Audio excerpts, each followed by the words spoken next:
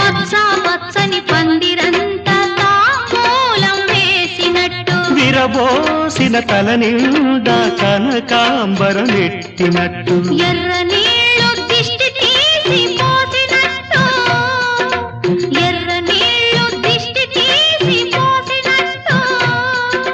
కర్పూరం హారతి ఇచ్చినట్టు ఆకాశం ఎందుకో పచ్చబడ్డది ఆ నడుమ బొట్టేమో ఎర్రబడ్డది వీచే గాలుల తాకిడి సాగే గువ్వల అలజడి రమ్మని పిలిచే పైబడి